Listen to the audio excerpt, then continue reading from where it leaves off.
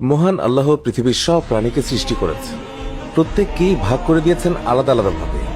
ইবনে আব্বাস রাদিয়াল্লাহু তাআলা থেকে বর্ণিত, মহানবী সাল্লাল্লাহু আলাইহি ওয়াসাল্লাম বলেছেন, 4টি প্রাণী হত্যা করা ইসলামে নিষিদ্ধ।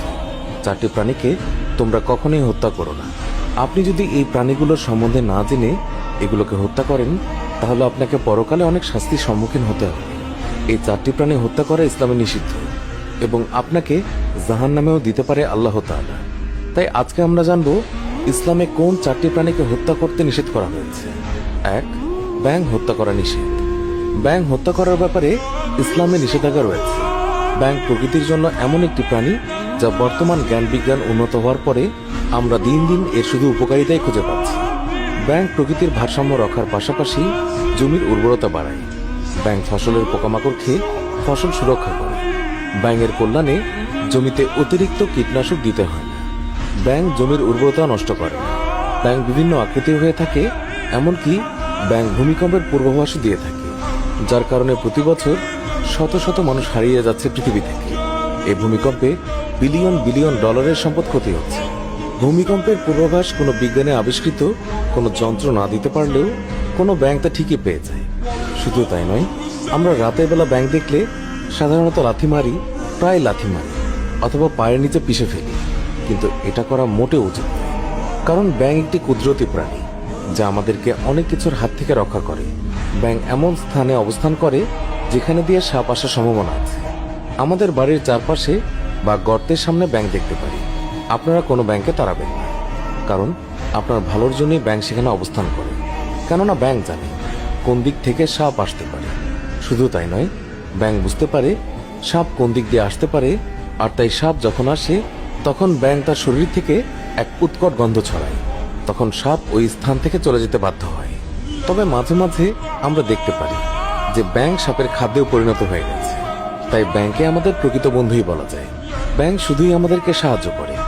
শুধু তাই নয়, যেদিন আল্লাহর প্রিয় হাবিব ইব্রাহিম খলিলুল্লাহকে যখন নমরুদ আগুনে পুড়তে চেয়েছিল, ঠিক সেই সময় সেখানে ব্যাঙ প্রস্তাব করে দিয়েছিল। হ্যাঁ, এটা ঠিক যে ব্যাঙের প্রস্তাবে জ্বলন্ত অগ্নিশিখা কখনোই নেভাতে পারে না, কিন্তু ব্যাঙ আল্লাহ তাআলাকে বোঝাতে চেয়েছিল সে নমরুদের পক্ষে নয়, আল্লাহ তাআলার পথে। সুবহানাল্লাহ। পিঁপড়া হত্যা করা নিষেধ। পিঁপড়া কেন মারা যাবে না? এর কারণ হলো পিঁপড়ারাও আল্লাহর তাসবিহ পড়ে, তারাও আল্লাহর কাছে প্রার্থনা করে। রাসূলুল্লাহ সাল্লাল্লাহু আলাইহি ওয়াসাল্লাম বলেছেন, তোমাদের সাধারণ ব্যক্তির ওপর আমার যতখানি মর্যাদা, ঠিক তেমনি একজন আলেমের মর্যাদা একজন আবিদের ওপর। তারপর রাসূলুল্লাহ সাল্লাল্লাহু আলাইহি ওয়াসাল্লাম বলেছেন, নিশ্চয়ই আল্লাহ তার ফেরেশতারা এবং আসমান জমিনের অধিবাসীরা, এমনকি গর্তের পিঁপড়া এবং পানির মাছ পর্যন্ত সেই ব্যক্তির জন্য দোয়া করে যে মানুষকে কল্যাণকর জ্ঞান শিক্ষা দেয়। তাই অহেতুক পিঁপড়াকে হত্যা করা উচিত নয়। আবু হুরায়রা রাদিয়াল্লাহু তাআলা থেকে বর্ণিত, রাসূলুল্লাহ সাল্লাল্লাহু আলাইহি ওয়াসাল্লাম বলেছেন, কোন এক নবীকে একটি পিঁপড়া দংশন করলে তিনি সেই পিঁপড়ার বস্তি জ্বালিয়ে দেওয়ার আদেশ দেন এবং তা জ্বালিয়ে দেওয়া হয়। তখন আল্লাহ তাআলা তার প্রতি ওহী প্রেরণ করেন এবং বলেন, তোমাকে তো একটা পিঁপড়া দংশন করেছে, আর তুমি এমন এক জাতিকে ধ্বংস করলে যারা আল্লাহর মহিমা ও পবিত্রতা ঘোষণা করত। তবে কোনো পিঁপড়া যদি ক্ষতি করে, তবে তাকে তাড়ানোর ব্যবস্থা নেওয়া যেতে পারে। রাসূলুল্লাহ সাল্লাল্লাহু আলাইহি ওয়াসাল্লামের সুন্নাত মোতাবেক খাবার দাবার ঠিকমতো ঢেকে রাখলে পিঁপড়ার আক্রমণ করার আশঙ্কা কম। রান্নাঘরের ক্যাবিনেট পিঁপড়ার আক্রমণ থেকে রক্ষা করতে সেখানে দারুচিনির গুঁড়া কিংবা শুকনা মরিচ রেখে দেওয়া যেতে পারে, তাহলে সেখানে পিঁপড়ার আক্রমণ হবে না ইনশাআল্লাহ। 3. মৌমাছিকে হত্যা করা নিষেধ। মৌমাছি মহান আল্লাহর এক অপূর্ব সৃষ্টি, যাকে আরবিতে বলা হয় নাহল। পবিত্র কোরআনে নাহল নামে একটি সূরায় অবতীর্ণ হয়েছে। মৌমাছি আমাদের জন্য উৎকৃষ্ট মধু আহরণ করে। প্রিয় নবী সাল্লাল্লাহু আলাইহি ওয়াসাল্লাম মধু খেতে খুব ভালোবাসতেন। এরা খুবই পরিশ্রমী পতঙ্গ। ফুলের রস মুখে নিয়ে সেটা থেকে জলীয় অংশ দূর করে শতভাগ ভেজাল মুক্ত এক ফোঁটা মধু তৈরি করতে যে শ্রম এবং সময় ব্যয় করে, সেটা সত্যি বিষয়। 1 পাউন্ড মধু বানাতে 550টি মৌমাছিকে প্রায় 20 লক্ষ ফুলে ভ্রমণ করতে হয়। আর 1 পাউন্ড মধু সংগ্রহ করতে একটি কর্মী মৌমাছিকে প্রায় 14.5 লাখ কিলোমিটার পথ অতিক্রম করতে হয়, যা দিয়ে পৃথিবীকে 3 বার প্রদক্ষিণ করা সম্ভব। সায়েন্স টাইমের মতে পৃথিবীতে যত রকমের চাষ মানুষ করে থাকে তার 70% নির্ভর করে মৌমাছির উপর। যদি মৌমাছি ফুলে ফুলে উড়ে মধু আহরণ না করে, তাহলে তাদের গায়ে ফুলের পরাগরেণু লাগবে না, সেই রেণু অন্য ফুলের গায়েও লাগবে না, হবে না পরাগায়ন। খুব কম সময়ের মাঝে পৃথিবীতে আমাদের চেনা জানা কোনো গাছের অস্তিত্বই আর থাকবে না।